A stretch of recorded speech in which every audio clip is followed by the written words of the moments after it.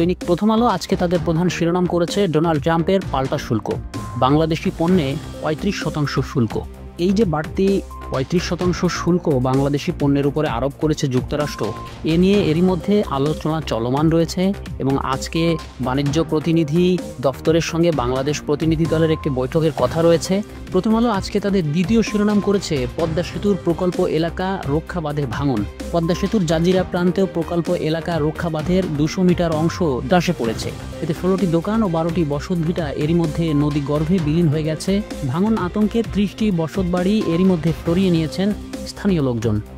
দৈনিক কালের কণ্ঠ আজকে তাদের প্রধান শিরোনাম করেছে যুক্তরাষ্ট্র বাংলাদেশের পরে যে ৩৫% শুল্ক আরোপ করেছে সেটা নিয়ে। তারা আজকে হেডলাইন করেছে ট্রাম্প শুল্কে রপ্তানিতে খাড়ার ঘা।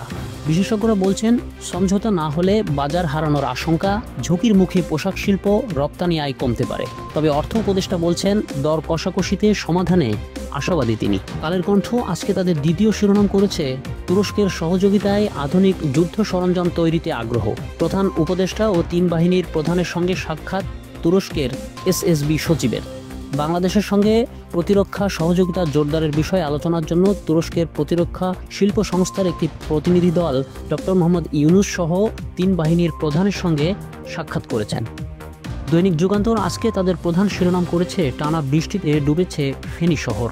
বেশ কয়েকদিনের বৃষ্টিতে দেশের বিভিন্ন জায়গায় জলাবদ্ধতার পাশাপাশি বন্যারও সৃষ্টি হয়েছে।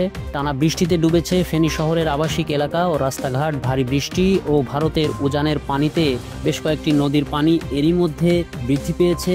যুগান্তর আজকে তাদের দ্বিতীয় যে শিরোনামটি ছাপিয়েছে অন্যান্য পত্রিকায়, সেই সংবাদটি আজকে তাদের প্রধান শিরোনাম করেছে, অর্থাৎ পোশাক শিল্পে অশনি সংকেত, ট্রাম্পের ৩৫% শুল্ক আরোপের চিঠি ডক্টর মোহাম্মদ ইউনুসকে।